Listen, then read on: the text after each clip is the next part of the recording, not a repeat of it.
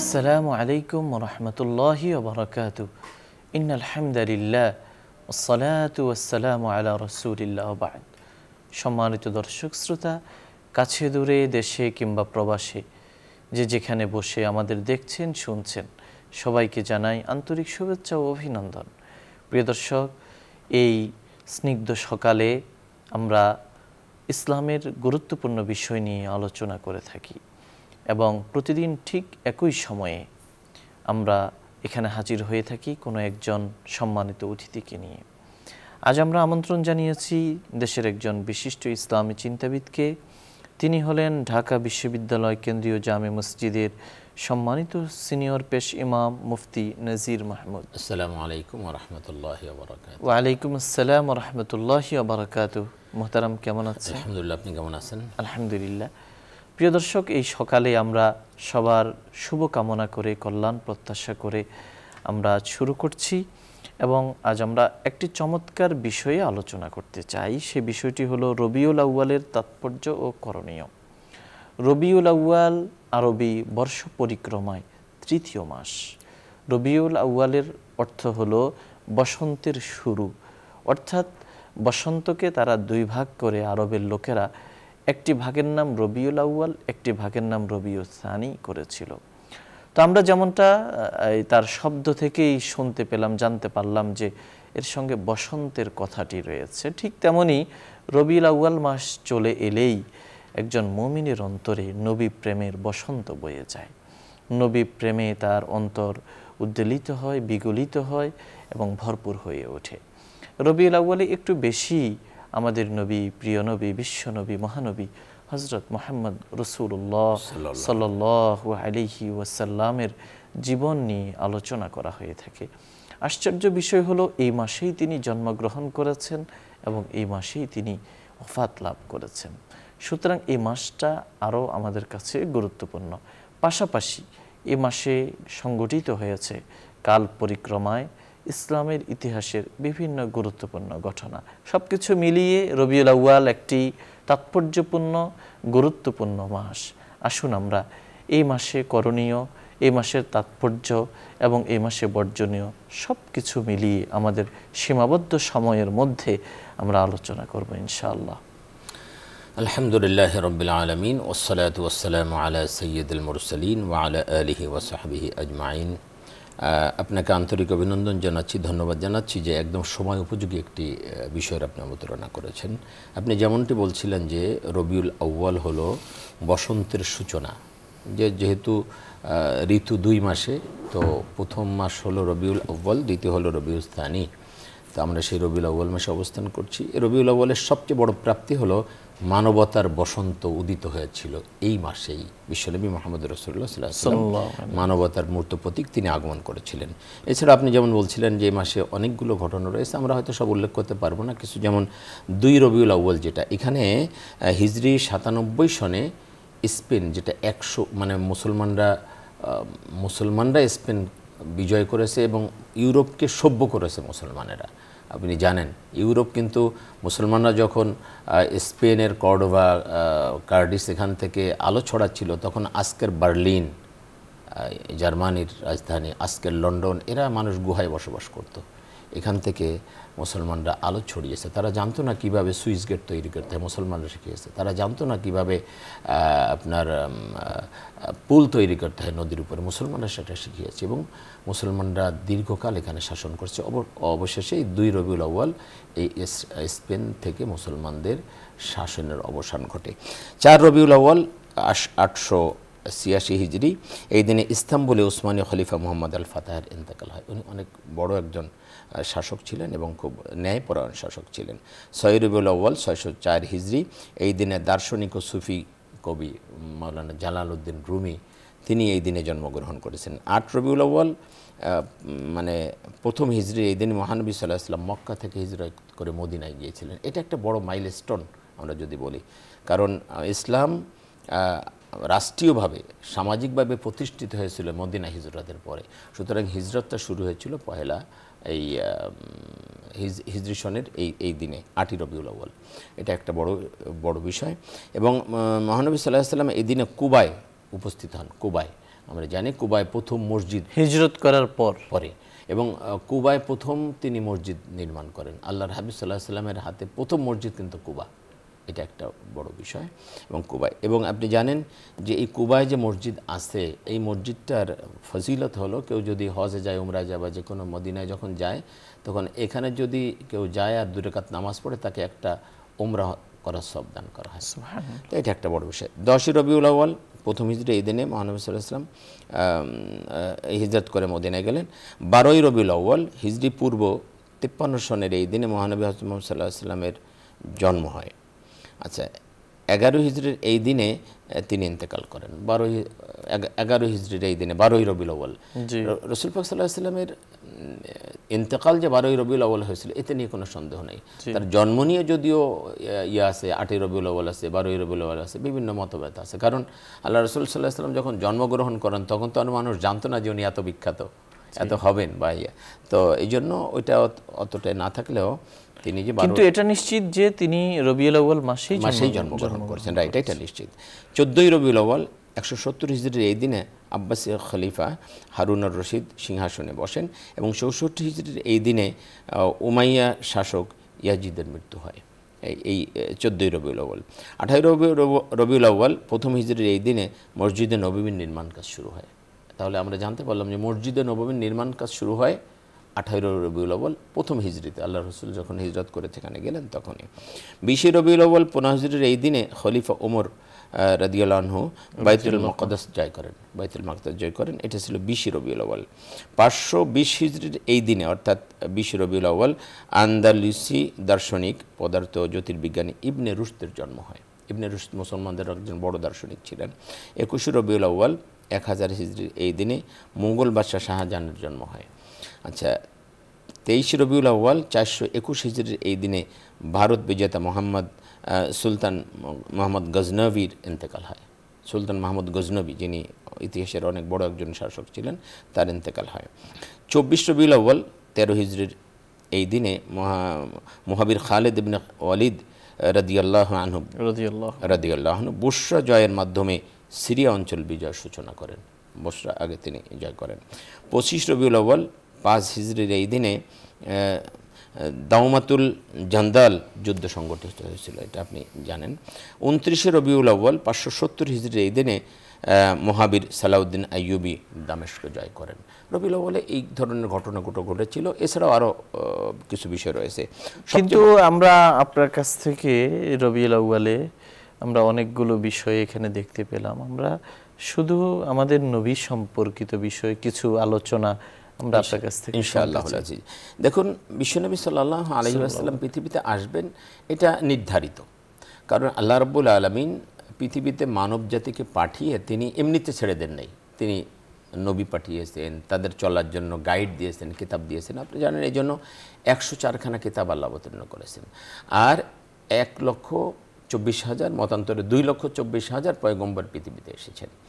তো এখন অনেকে প্রশ্ন করে যে হুজুর এই মত পার্থক্য হলে 1-2 জনের ব্যাপারে হবে, তো 1 লক্ষ, কেউ বলছে 1,24,000, 2,24,000, এটা 1 লক্ষ পার্থক্য হয়ে গেল কি করে? আসলে পার্থক্যটা 1 আর 2 এর মধ্যে। বিশ্বনবী সাল্লাল্লাহু আলাইহি ওয়াসাল্লামের যে সাহাবী হাদিসটা বর্ণনা করেছেন, তিনি বলছেন যে আল্লাহর হাবিব কি 1 বলেছেন না 2 বলেছেন, এটা আমি ভুলে গেছি। 1 লক্ষ বলেছেন না 2 লক্ষ বলেছেন? তো 1,24,000, 2,24,000 পয়গম্বর পৃথিবীতে আগমন করেছেন শুধু মানব জাতিকে হেদায়েত দেখার জন্য, মানুষ যেন মানুষ হয়ে বাঁচতে পারে, মানুষ যেন মনুষ্যত্বহীন হয়ে না যায়, মানুষ যেন বিবেক বর্জিত না হয়, যে এই জন্য আল্লাহ পাক এতগুলো দূত পাঠিয়েছেন মানব জাতিকে পথ দেখানোর জন্য। সর্বশেষ ঈসা আলাইহিস সালাম যখন দুনিয়া থেকে চলে গেলেন, ঈসা আলাইহিস সালাম কিন্তু মৃত্যুবরণ করেননি। আপনি জানেন ইহুদিদের আক্রোশ থেকে আল্লাহ রক্ষা করেছেন তাকে, তিনি দ্বিতীয় আসমানে আছেন। আল্লাহ বলছেন ওমা কতালুহু ওমা সলাবুহু ওয়ালাকিন শুব্বিয়া লাহুম, তারা তাকে হত্যাও করতে পারে না, শুলেও চড়াইতে পারে না। ওই দেখায় যে শুলে চড়াইছেন, আসলে না। আল্লাহ বলছেন বরং তারা একটা গোলক ধাঁধার মধ্যে আছে, গোলক ধাঁধার মধ্যে পড়ে আছে। তো তারা হত্যাও করতে পারে না, শুলেও চড়াইতে পারে না। যাই হোক, ঈসা আলাইহিস সালামের তিরোধানের পরে প্রায় 600 বছর, 570 বছর, 600 বছর অতিবাহিত হয়ে যায়। এর মধ্যে পৃথিবীতে কোনো নবী আগমন করেন নাই, অথচ এর আগে কিন্তু একের পর এক নবী পৃথিবীতে এসেছেন, একের পর এক নবী। তো এই সময়টায় শয়তান একচ্ছত্রভাবে পৃথিবীতে আবাদ করেছে, সমস্ত মানুষগুলোকে একত্ববাদ থেকে দূরে সরিয়ে শিরকের মধ্যে ডুবিয়ে দিয়েছে। এই জন্য মানুষের মানবতাবোধ এত নিচে চলে গিয়েছিল যে মানুষ আর মানুষ ছিল না। এই জন্য এই যুগকে জাহেলি যুগ বলা হতো, ইতিহাসের সবচেয়ে বর্বর যুগ বলা হয় এই যুগটাকে। মানুষ এতটা জাহেল হয়ে গিয়েছিল, এতটা মানে অপরাধী হয়ে গিয়েছিল যে এখনও কোনো অন্যায় ছিল না যে তারা করতো না। ইভেন নিজের কন্যা সন্তানকে তারা জীবন্ত কবর দিত, এমন একটা অবস্থায় চলে এসেছিল। অর্থাৎ পৃথিবী বা মনুষ্য সমাজ এভাবে চলতে পারে না। একটা টার্নিং পয়েন্টে দাঁড়িয়েছিল যে পৃথিবীর ধ্বংস অনিবার্য, এরকম একটা টার্নিং পয়েন্টে দাঁড়িয়েছিল যে পৃথিবীর ধ্বংস অনিবার্য অথবা তাকে পুনর্জন্ম গ্রহণ করতে হবে, এমন একটা অবস্থার মধ্যে ছিল। আপনারা দেখবেন আমরাও যখন খুব বেশি অন্যায় হয় তখন আমরা বলি এভাবে আর সমাজ চলতে পারে না, ঠিক এমন একটা অবস্থা হয়ে গিয়েছিল। তখন আল্লাহ রাব্বুল আলামিন পৃথিবীবাসীকে রক্ষা করলেন, পাঠিয়ে দিলেন রহমাতুল্লিল আলামিন মুহাম্মদুর রাসূলুল্লাহ সাল্লাল্লাহু আলাইহি ওয়াসাল্লামকে, আর কিতাব দিলেন, এই দুইটি হিদায়াতনামা দিলেন। মানুষ যখন এই দুইটি সংস্পর্শে আসলো, সেই যুগের, সেই জাহেলি যুগের, সেই অসভ্য বর্বর পৃথিবীর ইতিহাসের সবচেয়ে মানে নিকৃষ্ট মানুষগুলো পৃথিবীর ইতিহাসের সবচেয়ে ভালো মানুষে পরিণত হয়ে গেলেন। আপনি যদি একজন ওমর, একজন ওসমান, একজন আবু বকর, একজন আলী, একজন খাব্বাব, একজন খালেদ বিন ওয়ালিদকে খুঁজেন, পৃথিবীতে আর পাবেন না। কারণ আল্লাহ রসুল সাল্লাল্লাহু আলাইহি ওয়াসাল্লামের সরাসরি তারা আদর্শগুলো গ্রহণ করতে পেরেছিলেন, এই জন্য তারা পৃথিবীর ইতিহাসের সবচেয়ে স্মরণীয় ছিলেন। বলতেছিলাম যে মানুষ যখন এমন একটা পরিস্থিতিতে চলে গিয়েছিল যে আর সমাজ চলে না, তখন আল্লাহ পাক তার প্রিয় নবী, তার সবচেয়ে মানে ভালোবাসার সৃষ্টি বিশ্বনবী মুহাম্মদ রাসূলুল্লাহ সাল্লাল্লাহু আলাইহি ওয়াসাল্লামকে পাঠালেন এই রবিউল আউয়াল মাসে। এই রবিউল আউয়ালে তিনি পৃথিবীতে আসলেন আর সমস্ত মানুষগুলোকে জাহান্নামের পথ থেকে তিনি জান্নাতের পথে নিয়ে আসলেন। এটা ছিল মূলত মূল টার্নিং পয়েন্ট, বিশ্বনবী সাল্লাল্লাহু আলাইহি ওয়াসাল্লামের আগমন। সমস্ত পৃথিবী, আপনি জানেন আহলে কিতাব যারা ছিল, যারা কিতাবের অনুসারী ছিল এবং কিতাব বুঝতো, তাওরাত, জব্বুর, ইনজিল যারা অধ্যয়ন করত, এইসব ধর্ম যারা যাজক, তারাও অপেক্ষা করতেছিল যে শেষ নবী আসবেন। তবে তারা অপেক্ষায় ছিলেন যে কখন আসবেন, কোন গোত্রে আসবেন, কোথায় আসবেন। ইভেন আপনি জানেন অনেকে জানতেন যে তিনি ইয়াসরিবে আসবেন, অর্থাৎ বর্তমান মদিনায় তিনি যেখানেই জন্মগ্রহণ করেন, হিজরত করে তিনি এখানে আসবেন। এই জন্য ইহুদিরা সেখানে যেয়ে বসবাস শুরু করে দিল। এই জন্য মদিনা কিন্তু ইহুদি অধ্যুষিত ছিল, কারণ তাওরাতে বিশ্বনবী সাল্লাল্লাহু আলাইহি ওয়াসাল্লামের এত চেহারা, তার আকৃতির এত বর্ণনা দেওয়া হয়েছে তার চরিত্রের, যে তারা একজন মানুষকে দেখলেই তারা বুঝতে পারতেন যে তিনি হবেন বিশ্বনবী সাল্লাল্লাহু আলাইহি ওয়াসাল্লাম। এবং তিনি যে মদিনায় হিজরত করে যাবেন এটাও তারা তাওরাতের মাধ্যমে জেনেছিল। এই জন্য তারা কি করেছিল, এই মদিনায় যে তারা আশ্রয় নিয়েছিল। আর আল্লাহ রাসূল সাল্লাল্লাহু আলাইহি ওয়াসাল্লাম এই 10ই রবিউল আউয়াল আমরা যেটা শুনলাম, তিনি মদিনায় উপকণ্ঠে কুবাতে হিজরত করে সেখানে গিয়েছিলেন। তো বিশ্বনবী সাল্লাল্লাহু আলাইহি ওয়াসাল্লামের আগমন ছিল এটা, মানব জাতিকে উদ্ধারের জন্য তিনি আগমন করেছিলেন। আপনি দেখেন এই বিশ্বনবী সাল্লাল্লাহু আলাইহি ওয়াসাল্লাম পৃথিবীতে আসলেন, একটা সমাজ, সুন্দর একটা সমাজ তিনি বিনির্মাণ করলেন মাত্র 23 বছরের জিন্দেগিতে। কোরআনুল কারীম আল্লাহ দিলেন। আমরা যদি দেখি বিশ্বনবী সাল্লাল্লাহু আলাইহি ওয়াসাল্লাম পৃথিবীতে আসারও আগে, তার বয়স যখন 17 বছর, তখন তিনি কিন্তু এই তার সমাজ থেকে অন্যায়, অত্যাচার, জুলুম, নির্যাতন দূর করার জন্য একটা সংগঠন করলেন। সেই সংগঠনের নাম ছিল হিলফুল ফুজুল। 17 বছর থেকে 40 বছর বয়স পর্যন্ত এই 23 বছর তিনি চেষ্টা করেছেন সমাজকে পরিবর্তনের জন্য, চেষ্টা করেছেন, কিন্তু তিনি সফল হন নাই। 40 বছরের পর থেকে নিয়ে 63 বছর, আর 23টা বছর আছে। এই 23 বছরে আল্লাহ পাক প্রদত্ত কিতাব দিয়ে যখন সমাজকে পরিবর্তন করা শুরু করলেন, গোটা সমাজ পরিবর্তন হয়ে গেল। অর্থাৎ আল্লাহ প্রদত্ত কিতাব দিয়ে যখন তিনি মানুষকে পরিবর্তন করলেন, সমাজ রাষ্ট্রকে পরিবর্তন করলেন, তো গোটা সমাজ পরিবর্তন হয়ে গেল। বিশ্বনবী সাল্লাল্লাহু আলাইহি ওয়াসাল্লাম যখন বিদায় হজের ভাষণ দেন, তখন 1.25 লক্ষের মতো সাহাবী তার সামনে ছিল, 1.25 লক্ষ। তিনি প্রথম যেদিন ওহীর দাওয়াত দিলেন, মানে তাওহীদের দাওয়াত দিলেন, একজন মানুষও তার পক্ষে ছিল না। যে আবু কুবাইস পাহাড়ের উপরে দাঁড়িয়ে কথা বলেছিলেন, সেই পাহাড়ের পায়ের মাটির মানে তার পায়ের নিচের যে মাটিটুকু ছিল সেটুকু তার অধীনে ছিল না। এমন একটা অবস্থা। মাত্র 23 বছরে আমূল পরিবর্তন, গোটা আরব তার করগত হয়ে গেল। তিনি পুরো আরবের বাদশা হলেন এবং প্রায় 1.25 লক্ষ মানুষ সাহাবীকে নিয়ে তিনি হজে গেলেন। তো এটা ছিল একটা মানে মিরাকল পরিবর্তন।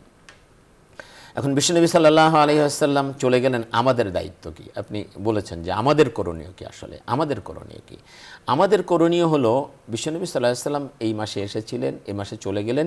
এই মাস আসলেই আসলে আমরা কিছু সেমিনার, সিম্পোজিয়াম করি, স্মরণ করার জন্য। কিন্তু এখানেই আমাদের দায়িত্ব শেষ না। আমাদের দায়িত্ব হলো বিশ্বনবী সাল্লাল্লাহু আলাইহি ওয়াসাল্লামের প্রত্যেকটি কর্ম আমাদের জীবনে বাস্তবায়ন করা। মূলত তিনি এসেছিলেন পৃথিবীতে এই জন্য।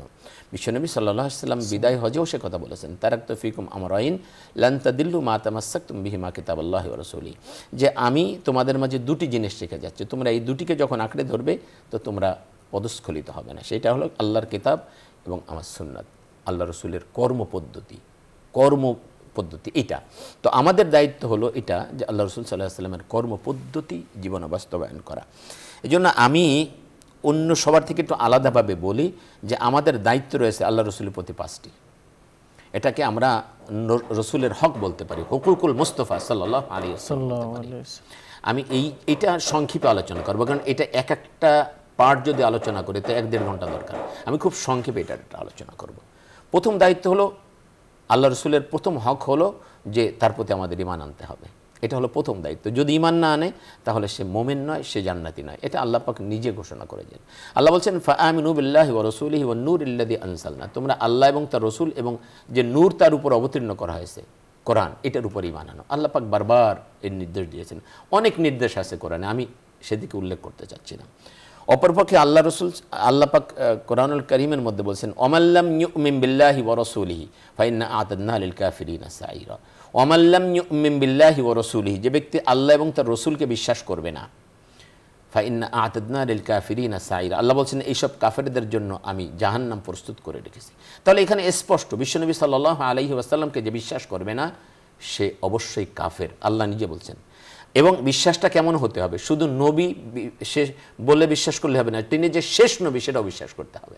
তিনি শেষ নবী এটাও বিশ্বাস করতে হবে। এটা যদি কেউ বিশ্বাস না করে তাহলেও সে কাফের। এই জন্য আমরা দেখি এক গ্রুপ আছে, তারা গোলাম মোহাম্মদ কাদিয়ানীকে নবী বলছে। আল্লাহ রসুল সাল্লাল্লাহু আলাইহি ওয়াসাল্লাম ইন্তেকালের পরে অনেক ভণ্ড নবী পৃথিবীতে আগমন করেছিল, আপনি জানেন। তার মধ্যে একজন হলো এই যে ভারতের কাদিয়ানী গোলাম আহমদ, সে একজন ভণ্ড নবী। আমরা স্পষ্ট করে বলি, কারণ আল্লাহ রসুল সাল্লাল্লাহু আলাইহি ওয়াসাল্লামের পরে আর কোনো নবী পৃথিবীতে আসতে পারেই না। শুধু রসুল নয়, দেখুন রসুল বলা হয় যাদেরকে শরীয়ত, নতুন শরীয়ত দেওয়া হয়, কিতাব দেওয়া হয়। আর নবী বলা হয় যে নতুন শরীয়ত দেওয়া হয় না, বরং আগের রসুলের এইটাকে সে প্রচার করে, এনাকে নবী বলা হয়। তো আল্লাহ পাক কি বলছেন, মা কানা মুহাম্মাদুন আবা আহাদিম মির রিজালিকুম ওয়ালাকিন রাসূলুল্লাহ ওয়া খাতামান নাবিয়্যিন। খাতামান নাবিয়্যিন, তিনি কোনো পুরুষের পিতা নন, বরং তিনি রসুল এবং তিনি শেষ নবী। এই জন্য একজন রসুল কিন্তু নবী এবং রসুল, একজন নবী কিন্তু রসুল নন। আল্লাহ বলছেন রসুল তো রসুল, রসুল তো পৃথিবীতে আসবেই না, একজন নবীও পৃথিবীতে আর আসবে না। সুতরাং জিল্লি নবী, ছায়া নবী, অমুক তমুক বলা, এগুলো সব ভণ্ডামি, সব ভণ্ডামি। সুতরাং আল্লাহর হাবিব সাল্লাল্লাহু আলাইহি ওয়াসাল্লামকে বিশ্বাস করতে হবে এবং এই বিশ্বাসটা এই মর্মে যে তিনি সর্বশ্রেষ্ঠ এবং সর্বশেষ নবী, এটাই বিশ্বাস, এটা হলো ঈমান।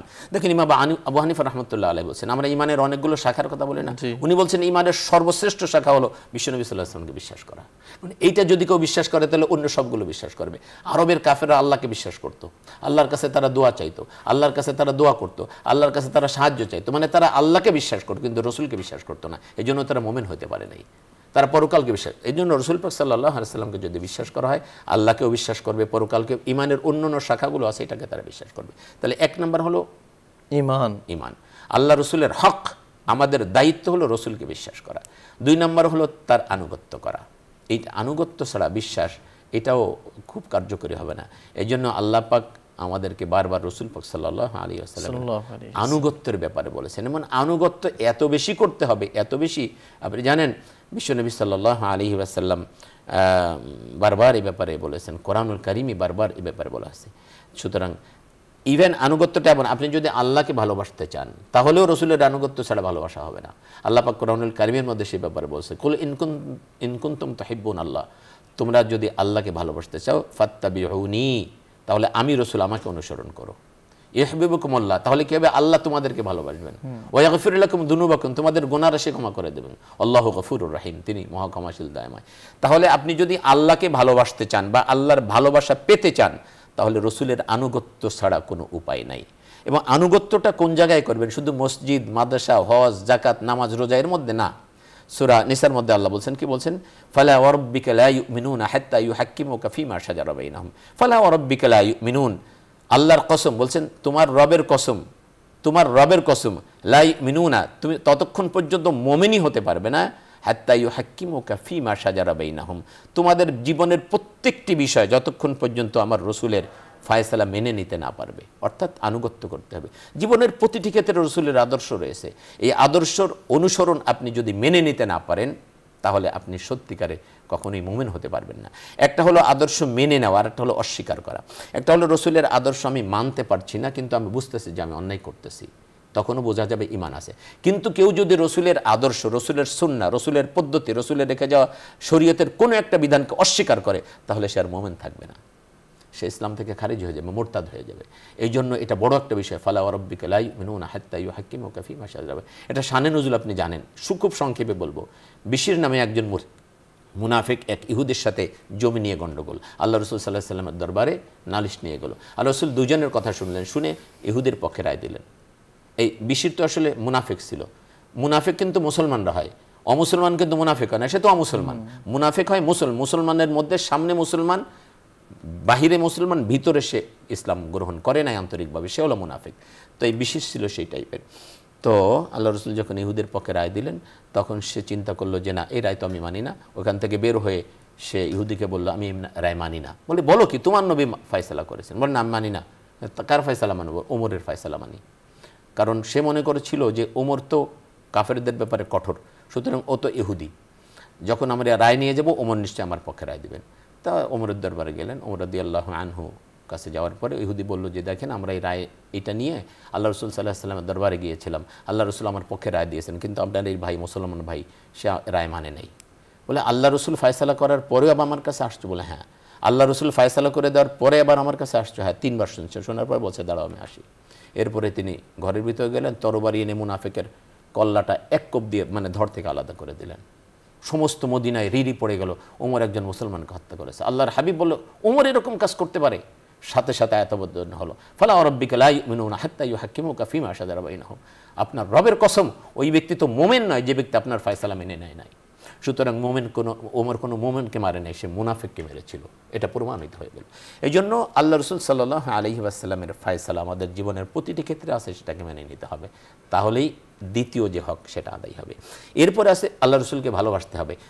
এতাআত, আনুগত্য এবং ভালোবাসা, এটা কিন্তু অঙ্গাঙ্গিভাবে জড়িত, দুইটা একটা আরেকটার সাথে রিলেটেড। আপনি যদি ভালোবাসতে না পারেন তাহলে আনুগত্য করতে পারবেন না, আবার আনুগত্য না করলে ভালোবাসতে পারবেন না। এই জন্য এই দুইটা একটার সাথে আর একটা রিলেটেড। আল্লাহ রসুলকে ভালোবাসতে হবে। কেমন ভালোবাসতে হবে? জীবনের সবচেয়ে বেশি ভালোবাসতে হবে।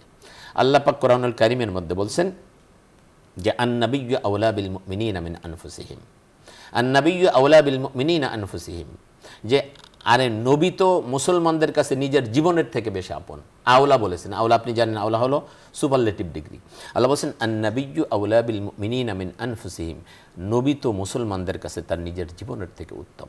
আল্লাহ রাহে বলছেন যে তুমি ততক্ষণ পর্যন্ত মুমিন হতে পারবে না যতক্ষণ তুমি তোমার পিতামাতা, সন্তান, সন্ততি সব কিছুর থেকে আমাকে বেশি ভালোবাসতে না পারবে। অন্য হাদিসে বলছেন লা ইউমিনু আহাদুকুম হাত্তা ইয়াকুনা হাওয়াহু তাবআন লিমা জিতু বিহি, লা ইউমিনু আহাদুকুম হাত্তা ইয়াকুনা হাওয়াহু হাত্তা আকুনা হাব্বা ইলাইহি মিন ওয়ালিদ, ওটা তো আছে মি ওয়ালিদি ওয়ালাদি ওয়ান নাস। আল্লাহ যে বলছেন যে মিমা হাত্তা ইয়াকুনা হাওয়া আল্লাহ ও রসুল, এরকম একটা হাদিস আসছে যে আল্লাহ এবং রসুলকে সবচেয়ে বেশি ভালোবাসতে না পারবে ততক্ষণ পর্যন্ত মুমিন হতে পারবে না। এগুলো শোনার পরে ওমর ইবনুল খাত্তাব রাদিয়াল্লাহু আনহু বললেন, ইয়া রাসূলুল্লাহ, আমি সবার চেয়ে আপনাকে বেশি ভালোবাসি, পিতামাতা, সন্তান, সন্ততি সবার চেয়ে আপনাকে বেশি ভালোবাসি, কিন্তু আমি নিজের চেয়ে এখন আপনাকে বেশি ভালোবাসতে পারিনি। আল্লাহর হাবিব সাল্লাল্লাহু আলাইহি ওয়াসাল্লাম বলেন, বুখারীর হাদিস আপনি জানেন, আল্লাহর হাবিব সাল্লাল্লাহু আলাইহি ওয়াসাল্লাম বলেন, মোমেন তুমি ওমর তুমি এখনো পরিপূর্ণ মোমেন হইতে পারো নাই। রেওয়ায়েতে আসছে আল্লাহর হাবিব সাল্লাল্লাহু আলাইহি ওয়াসাল্লাম ওমরের দিকে তাকালেন খুব মহব্বতের দৃষ্টিতে। কোনো রেওয়ায়েতে আসছে যে এখানে যে অন্তর আছে এখানে তিনি হাত দিলেন। তো এরপরে ওমর রাদিয়াল্লাহু আনহু চিৎকার করে বললেন, ইয়া রাসূলুল্লাহ, এখন আমি নিজের জীবনের চেয়ে আপনাকে বেশি ভালোবাসি।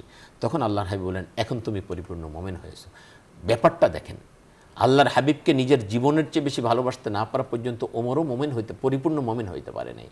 আল্লাহ পাক কুরআনুল কারীমের মধ্যে এই ব্যাপারটা বলেছেন যে সূরা তাওবার মধ্যে বলছেন যে তুমি যদি তোমার পিতামাতা, সন্তান, সন্ততি, তারপরে তোমার ব্যবসা বাণিজ্য, তোমার গাড়ি বাড়ি, এগুলোর চেয়ে আল্লাহ এবং তার রসুল আহাব্বা ইলাইকুম মিনাল্লাহি ওয়া রাসূলিহি ওয়া জিহাদিন ফি সাবিলিহি ফাতারাব্বাসু, হ্যাঁ, তোমার ব্যবসা বাণিজ্য, গাড়ি বাড়ি, যেটাকে তুমি পছন্দ করো, তোমার পিতামাতা, তোমার ভাই বোন, স্ত্রী, পরিবার পরিজন, এগুলি যদি আল্লাহ এবং তো রসুলের চেয়ে তোমার কাছে বেশি প্রিয় হয়ে যায়, তাহলে অপেক্ষা করো, আযাব তোমার জন্য আসছে। তাহলে ভালোবাসাটা হতে হবে, দেখুন এগুলোকে ভালোবাসতে কিন্তু আল্লাহ নিষেধ করে নেই। পিতামাতার প্রতি ভালোবাসা থাকবে, বরং শ্রদ্ধা এত বেশি থাকবে যেটা আল্লাহ কোরআনে বর্ণনা করেছেন। স্ত্রীর প্রতি, স্বামীর প্রতি ভালোবাসা থাকবে, এটা ন্যাচারাল, আল্লাহ তৈরি করে দিয়েছেন, এটা শরীয়ত। এবং গাড়ি বাড়ির প্রতিও মানুষের ভালোবাসা থাকবে, এটাও কোনো দোষ নেই, কিন্তু এগুলির ভালোবাসা যেন আল্লাহ এবং তার রসুলের চেয়ে বেশি না হয়ে যায়। অর্থাৎ আল্লাহ এবং এই ভালোবাসা দেখাতে যে আপনি স্ত্রীর আবদার মিটাতে যে আপনি হারাম পথে পা বাড়াবেন, এটা হলো তখন হবে কি আল্লাহ এবং তার রসুলের চেয়ে স্ত্রীকে বেশি ভালোবাসা। আপনি সন্তানের আবদার মিটাতে যে আপনি ঘুষ খাবেন, আপনি সুদ খাবেন, আপনি মানুষের উপরে জুলুম করবেন, আপনি রাষ্ট্রের টাকা তসরুপ করবেন, তাহলে বোঝা গেল যে আপনি আল্লাহ এবং তার রসুলের চেয়ে, আল্লাহর হুকুম, রসুলের আদর্শের চেয়ে আপনি আপনার সন্তানকে বেশি ভালোবেসে ফেলেছেন। এগুলো করতে যেয়ে যেন আপনি আল্লাহ এবং তার রসুলের হুকুম অমান্য না করেন, এটা হলো মূল কথা। তো আপনি যখনই সবার চেয়ে আল্লাহ এবং তার রসুলকে বেশি ভালোবাসবেন, তো দুনিয়ার সব কিছু থেকে তাদের কথাকে আপনি বেশি প্রাধান্য দিবেন। তো এই জন্য বলা হয়েছে, তো আমরা যেন আল্লাহ এবং তার রসুলকে বেশি ভালোবাসতে পারি, এটা হলো 3 নম্বর। এখন আল্লাহ এবং রসুলকে আপনি কিভাবে ভালোবাসবেন, এটাও হাদিসে আসছে। বিশ্বনবী সাল্লাল্লাহু আলাইহি ওয়াসাল্লামের জামানায় যারা ছিল তারা তো আল্লাহর হাবিবকে কীভাবে ভালোবাসতেন দেখিয়ে দিয়েছেন। যুদ্ধের সময় আল্লাহর হাবিবের দিকে তীর আসছে, সাহাবী সামনে বুক পেতে দাঁড়িয়ে দিয়েছেন। যেদিক থেকে তীর আসে নিজেকে ঢাল বানিয়ে ফেলেছেন, নিজেকে ঢাল বানিয়ে যেদিক থেকে তীর আসতেছে সেদিকে তিনি দাঁড়াচ্ছেন, যাতে আল্লাহর হাবিবের গায়ে তীরের আঁচড় না লাগে। বলছে তুমি এত দূরে কেন? বলছি ইয়া রাসূলুল্লাহ, আমার শরীর ভেদ করে যদি আপনার গায়ে সামান্য আঁচড় লাগে, এটা আমি সহ্য করতে পারবো না। নিজের শরীর ভেদ হয়ে যাক তাতে সমস্যা নাই, রসুলের গায়ে যেন আঁচড় না লাগে। এটা ছিল তাদের, এতটা ভালোবাসা ছিল। যে এখন তো রসুল নেই, আপনি কিভাবে ভালোবাসবেন? আপনি যে আল্লাহর হাবিবকে ভালোবাসেন এটা বুঝাবেন কিভাবে? বিশ্বনবী সাল্লাল্লাহু আলাইহি ওয়াসাল্লাম বলছেন, মান আহাব্বা সুন্নতি ফাকাদ আহাব্বানি ওয়া মান আহাব্বানি কানা মাই ফিল জান্নাহ। মূলত আমাকে ভালোবাসবে, আমার সুন্নাত, আমার রীতি নীতি পদ্ধতি, আমার আদর্শকে যে ভালোবাসবে সে মূলত আমাকে ভালোবাসবে। আর আমাকে যে এভাবে ভালোবাসবে, অর্থাৎ আমার আদর্শের উপরে থাকবে, আমি তাকে জান্নাতে একত্রে, আমি তাকে, সে জান্নাতে আমার সাথে একত্রে থাকবে। আমরা এই যে ভালোবাসা এবং আনুগত্য দুইটা, এটার ব্যাপারে আল্লাহ পাক কোরআনুল কারীমের মধ্যে কি বলেছেন? ওমাইয়ুতি আল্লাহ ওয়া রাসূল ফাউলাইকা মাআল্লাযীনা আনআমা আল্লাহু আলাইহিম মিনান নাবিয়্যিন ওয়াস সিদ্দীকিন ওয়াশ শুহাদা ওয়াস সালিহিন ওয়া হাসুনা উলাইকা রাফিকা। আল্লাহ বলেন ওমাইয়ুতি আল্লাহ ওয়া রাসূল, যে ব্যক্তি আল্লাহ এবং তার রাসূলের আনুগত্য করবে, ভালোবাসার সাথে আনুগত্য করবে, ফাউলাইকা মাআল্লাযীনা আনআমা আল্লাহু আলাইহিম, আল্লাহ বলেন তাদের সঙ্গীরা, জান্নাতে তাদের সঙ্গীরা কত চমৎকার হবে। এক নবীদের সাথে তার জান্নাত হবে, শহীদদের সাথে হবে, সিদ্দিকিনদের সাথে হবে, তাই না? আল্লাহর ওলিদের সাথে জান্নাত হবে। 4 শ্রেণীর কথা বলেছেন। নেয়ামত প্রাপ্ত বান্দাদের সাথে তার হাসর হবে, জান্নাত হবে। আল্লাহ বলেন ওয়া হাসুনা উলাইকা রাফিকা, কত চমৎকার তোমাদের এই বন্ধুরা। সুতরাং আল্লাহ এবং তার রাসূলের আনুগত্যের মধ্যে রয়েছে মূলত আমাদের দুনিয়ার শান্তি এবং আখিরাতের মুক্তি। আমরা যদি দেখি বিশ্বনবী সাল্লাল্লাহু আলাইহি ওয়াসাল্লাম ইন্তেকালের পরেও গোটা পৃথিবী মুসলমানরা শাসন করেছে যতক্ষণ পর্যন্ত তারা আল্লাহ এবং তার রাসূলের আনুগত্য করেছে, ততদিন। যখন তারা এই আনুগত্য থেকে দূরে সরে এসে, তখনই মুসলমানদের পদস্খলন হয়েছে, মুসলমানরা নির্যাতিত, নিষ্পেষিত হয়েছে। আজকে সারা পৃথিবীতে মুসলমানরা নির্যাতিত, নিষ্পেষিত, অবহেলিত, লাঞ্ছিত, অপমানিত। তার একমাত্র কারণ হলো মুসলমানরা কোরআন এবং সুন্নাহ থেকে দূরে সরে এসেছে। মোহতারাম, আপনি বলছিলেন নবীজির হক সম্পর্কে, আমরা একেবারেই শেষ সময়ের দিকে চলে এসেছি, কয়েক মিনিট আছে। আপনি আপনার আলোচনা 3টা বলে ফেলেছি, আর 2টা মানে মোটা দাগে, আরো তো আছে মোটা দাগে। আরেকটা হলো আল্লাহ রাসূল সাল্লাল্লাহু আলাইহি ওয়াসাল্লামের সম্মান রক্ষা করা। আপনার সামনে আল্লাহ রাসূলের অসম্মান করবে আর আপনি চুপ করে বসে থাকবেন, এটা ঈমানের দাবি নয়, এটা হতেই পারে না। আপনার সামনে যদি আপনার বাবাকে কেউ গালি দেয়, আপনি সহ্য করতে পারবেন? আপনার সামনে যদি আপনার মাকে কেউ গালি দেয়, আপনি কি সহ্য করতে পারবেন না। তাহলে আপনার সামনে আপনার রসুলকে যে কেউ কটূক্তি করে, ব্যঙ্গ করে, বিদ্রূপ করে, আর আপনি সেটা মেনে নেবেন, চুপ থাকবেন, এটা হতে পারে না। এটা আল্লাহ রসুলের, এটাও কোরআনের আয়াত এবং হাদিস আসছে। যেহেতু আপনি বলছেন সময় শেষ, আমি সেদিকে মানে দলিলের দিকে যেতে চাচ্ছি না। এটা হলো একটা। 5 নম্বর হলো আল্লাহ রাসূল সাল্লাল্লাহু আলাইহি ওয়াসাল্লামের উপরে দুরূদ শরীফ পাঠ করা, এটা তার আরেকটি হক। দুরূদ শরীফ পাঠ করা জীবনে একবার ফরজ, এটা পড়তেই হবে। আর এরপরে যতবার আছে দুরূদ শরীফ পাঠ করার মধ্যে তো অনেক ফজিলত রয়েছে। এরপরে যখনই রসুল এর নাম শুনবেন তখনই সাল্লাল্লাহু আলাইহি ওয়াসাল্লাম পড়া, এটা ওয়াজিব, এটা ওয়াজিব, এটা আমরা জানি। তাহলে ফরজ হলো জীবনে একবার পাঠ করা, আর যখনই রসুলের নাম শুনবে তখন সাল্লাল্লাহ, কমপক্ষে সাল্লাল্লাহু আলাইহি এবং ওয়াসাল্লাম, মজলিসের মধ্যে যদি একাধিকবার হয় কমপক্ষে একবার বলা ওয়াজিব। এটা কেউ কেউ বলেছে একবার বলা ওয়াজিব, বার অন্যবার বলা হলো মুস্তাহাব, কিন্তু কোন কোন আলেমের মতো যতবার শুনবে ততবার বলা ওয়াজিব, এটাও কিন্তু আছে রেওয়ায়েত। সুতরাং এটা একটা বিষয়। আর হলো নামাজের মধ্যে পাঠ করা সুন্নাত, নামাজের শেষে আমরা দুরূদ শরীফ পাঠ করি, এটা পাঠ করা সুন্নাত। অন্যান্য সময় দুরূদ শরীফ পাঠ করা মুস্তাহাব। জানাজায় পাঠ করা ওয়াজিব, অন্যান্য সময় পাঠ করা সুন্নাহ, যেমন আমরা পাঠ করে থাকি, তাই না? জানাজার মধ্যে পাঠ করা সুন্নাত। তাহলে এই যে যে বিষয়গুলো, রাসূল পাক সাল্লাল্লাহু আলাইহি ওয়াসাল্লাম দুরূদ শরীফ পাঠ করা, দুরূদ শরীফ পাঠ করার মধ্যে তো অনেক ফজিলত। একবার যদি কেউ দুরূদ শরীফ পাঠ করে তার জন্য 30টা ফজিলত। এক হলো তার 10টা গুনাহ মাফ করে দেওয়া হবে, তারপরে তাকে 10টা রহমত তার উপর অবতীর্ণ করা হবে, তার মর্যাদাকে 10 গুণ বৃদ্ধি করে দেওয়া হবে। তাহলে 30টা ফজিলত রয়েছে একবার দুরূদ শরীফ পাঠ করলে। এইভাবে আমরা যদি দেখি রাসূল পাক সাল্লাল্লাহু আলাইহি ওয়াসাল্লামের হকগুলো নিয়ে যদি আমরা আলোচনা করি, এক একটা হক, যেটা আমি খুব সংক্ষেপে বলেছি, এক একটা প্রোগ্রাম করা যাবে। তো সেই হকগুলোর যদি আমরা অন্তত একটু সচেতন থাকি, এই হকগুলো যেন আমার থেকে ছুটে না যায়। আল্লাহর হক যেমন আছে, রসুলের হক তেমন আছে। আর সেই হকগুলো হলো এটা, আপনার স্ত্রীর হক আছে আপনার প্রতি, স্বামীর হক আছে, পিতামাতার হক আছে। মাহে রবিউল আউয়াল আমাদেরকে নবী করিম সাল্লাল্লাহু আলাইহি ওয়াসাল্লামের এই হকগুলোর কথা স্মরণ করিয়ে দেওয়া, এবং এটাই হলো আমাদের জীবনের করণীয়। আমরা শুধু সেমিনার সিম্পোজিয়াম করে ছেড়ে দেবো তা নয়, এই হকগুলো যাতে আমরা জীবনে বাস্তবায়ন করতে পারি, তাহলেই মূলত সেমিনারগুলো সার্থক হবে, তাহলেই আমাদের আলোচনা সার্থক হবে, আমার জীবন ধন্য হবে, আমরা সত্যিকারের একটা সুন্দর সমাজ উপহার দিতে পারবো। এবং যেমনটা আপনি বলছিলেন যে নবীজির উপর দুরূদ পড়া, আমরা অন্যান্য সময়তে দুরূদ পড়ি, বিশেষভাবে রবিউল আউয়াল মাসে আমরা যেন দুরূদের পরিমাণটা বাড়াই। এবং জুমার দিনে আল্লাহর হাবিব সাল্লাল্লাহু আলাইহি ওয়াসাল্লাম বলেছেন, তোমরা জুমার দিনে বেশি বেশি আমার প্রতি দুরূদ শরীফ পাঠ করবে। এজন্য আল্লাহর হাবিবের প্রতি যত বেশি দুরূদ শরীফ পড়বেন, আপনি আল্লাহর হাবিবের প্রতি মহব্বত, ভালোবাসা তত বেড়ে যাবে। এটা একটা সেতু বন্ধন, আল্লাহর হাবিবের সাথে আপনার মানে মহাব্বতের একটা বন্ধন হলো এইটা দুরূদ শরীফ। আপনি জানেন এটা যে রাসূল পাক সাল্লাল্লাহু আলাইহি ওয়াসাল্লাম বলছেন, কিয়ামতে আমার সবচেয়ে নিকটে সে থাকবে যে যত বেশি দুনিয়াতে দুরূদ শরীফ পড়ে। আল্লাহ রাব্বুল আলামিন আমাদের সবাইকে নবীজির কাছাকাছি জান্নাতে থাকার তৌফিক দান করুন। প্রিয় দর্শক, আলোচনার এই পর্যায়ে আমরা সংক্ষিপ্ত মুনাজাতে অংশগ্রহণ করব। আপনারা চাইলে আমাদের সঙ্গে মুনাজাতে শামিল হতে পারেন। আল্লাহুম্মা সাল্লি আলা মুহাম্মাদ ওয়া আলা আলি মুহাম্মাদ। আলহামদুলিল্লাহি রাব্বিল আলামিন, ওয়াসসালাতু ওয়াসসালামু আলা আশরাফিল আমবিয়া ওয়াল মুরসালিন ওয়া আলা আলিহি ওয়া সাহবিহি আজমাইন। ربنا فاغفر لنا ذنوبنا وكفر عنا سيئاتنا وتوفنا مع الأبرار. اللهم اغفر لنا ولوالدينا وللمؤمنين يوم يقوم الحساب. رب ارحمهما كما ربياني صغيرا. رب ارحمهما كما ربياني صغيرا. ربنا هب لنا من أزواجنا وذرياتنا قرة أعين واجعلنا للمتقين إماما. اللهم إنا نسألك الهدى والتقى والعفاف والغنى. اللهم إنا نسألك رضاك والجنة ونعوذ بك من سخطك والنار. اللهم أصلح لنا ديننا الذي هو عصمة أمرنا، وأصلح لنا دنيانا التي فيها معاشنا، وأصلح لنا آخرتنا التي إليها معادنا، واجعل الحياة زيادة لنا في كل خير، واجعل الموت راحة لنا من كل شر.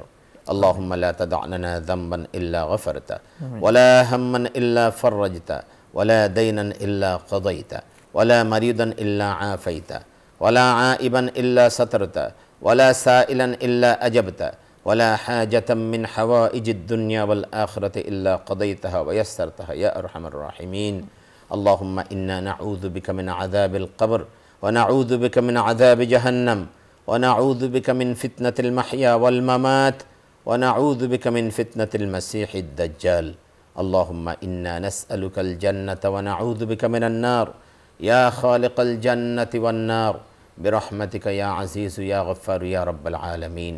يا الله ইয়া আল্লাহ, আমাদের সকলকে আপনি মেহেরবানি করে ক্ষমা করে দিন। মাওলা, আমাদেরকে আপনি কবুল ও মঞ্জুর করে নিন।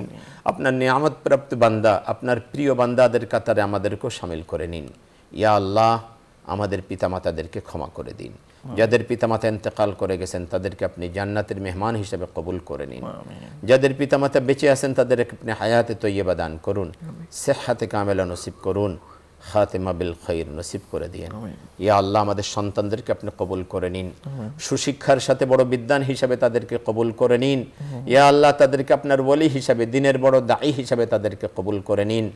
চলমান জাহিলিয়াত থেকে, সমস্ত রকম পাপ পঙ্কিলতা থেকে, অন্যায় অশ্লীলতা থেকে আপনি আমাদেরকে, আমাদের পরবর্তী প্রজন্মকে আপনি হেফাজত করুন। ইয়া আল্লাহ সকলকে আপনি পুত পবিত্র জীবন অবলম্বন করার তৌফিক দান করুন। ইয়া আল্লাহ আমাদের হায়াতে রিজেকে আপনি বারাকা দান করে দিন। ইয়া আল্লাহ রাসূল পাক সাল্লাল্লাহু আলাইহি ওয়াসাল্লামের প্রতি আমাদের যে হকের আলোচনা আমরা শুনলাম করলাম, এর উপরে আমাদেরকে আমল করার তৌফিক দান করুন। জীবনের প্রতিটি ক্ষেত্রে আল্লাহ আপনার এবং আপনার হাবিবের আদেশ নিষেধ মোতাবেক আমাদেরকে চলার তৌফিক দান করুন। জীবনের প্রত্যেকটি পদক্ষেপে আপনার হাবিবকে অনুসরণ করে চলার তৌফিক দান করুন। ইয়া আল্লাহ ফরিয়াদ আপনার দরবারে, আমাদের নেক মাকাসিদ আপনি পূর্ণ করে দিন, আমাদের জায়েজ হাদতগুলো আপনি গায়েব থেকে পূর্ণ করে দিন। ইয়া আল্লাহ আমাদের দেশের প্রতি আপনি খাস রহমত অবতীর্ণ করুন, আমাদের দেশের জন্য আপনি কল্যাণের ফয়সালা করে দিন। আপনার রহমত এবং বরকত দ্বারা আমাদের দেশকে আপনি ভরপুর করে দিন। ইয়া আল্লাহ আমরা যারা হাত পেতেছি মাওলা, আমাদের প্রত্যেকের ঘরগুলো আপনার রহমত এবং বরকত দিয়ে মাওলা ভরপুর করে দিন। ইয়া আল্লাহ ফরিয়াদ আপনার দরবারে, আমরা যে যে কাজে নিয়োজিত রয়েছে কাজের মধ্যে আপনি বারাকা দান করে দিন। ইয়া আল্লাহ আপনি অসন্তুষ্ট হন এমন সমস্ত কাজ আমাদেরকে বর্জন করার তৌফিক দান করুন। শয়তানের ওয়াসওয়াসা থেকে আপনি আমাদেরকে হেফাজত করুন, জাহান্নামের আগুন থেকে আপনি আমাদেরকে রক্ষা করুন। ইয়া আল্লাহ এই প্রোগ্রামের যিনি পৃষ্ঠপোষক মাওলা বসুন্ধরা গ্রুপের চেয়ারম্যান, ইয়া আল্লাহ তাকে আপনি হায়াতে তৈয়বা দান করুন। ইয়া আল্লাহ তিনি অনেক দেশ এবং জাতির কল্যাণের জন্য অনেক কাজ করছেন মাওলা, আরও বেশি বেশি ভালো কাজ করার তৌফিক দান করুন। ইয়া আল্লাহ তার এই প্রতিষ্ঠানগুলোকে আপনি দুনিয়ার সমস্ত রকম বিপদ আপদ মুসিবত থেকে আপনি হেফাজত করুন, তাকে এবং তার পরিবারের প্রতি আপনি খাস রহমত অবতীর্ণ করুন। ইয়া আল্লাহ ফরিয়াদ আপনার দরবারে মাওলা আমাদের মধ্যে, আমাদের পরিবারবর্গ, আত্মীয় স্বজনের মধ্যে যারা অসুস্থ রয়েছে সকলকে আপনি শিফায়ে কামিলা আজেলা দাইমা নসিব করে দিন। শেষ ফরিয়াদ আপনার কাছে আমাদের সকলকে বাইতুল্লাহ জিয়ারত করার তৌফিক দান করুন। আমাদের সকলের জন্য আপনি জাহান্নামের আগুনকে হারাম করে দিন। ওয়া সাল্লাল্লাহু তাআলা আলা খায়রি খালকিহি মুহাম্মাদিন ওয়া আলিহি ওয়া আসহাবিহি আজমাইন ওয়াজআল আখিরা কালামিনা ইনদাল মাউতি লা ইলাহা ইল্লাল্লাহু মুহাম্মাদুর রাসূলুল্লাহ সাল্লাল্লাহু। প্রিয় দর্শক, এতক্ষণ ধরে অত্যন্ত ধৈর্য সহকারে আপনারা শুনছিলেন আপনাদের প্রিয় অনুষ্ঠান আলোকিত প্রতিদিন। পুরো সময় আমাদের সঙ্গে থাকার জন্য ধন্যবাদ। মা আলাইনা ইল্লাল বালাগ। আসসালামু আলাইকুম ওয়া রাহমাতুল্লাহি ওয়া বারাকাতুহু।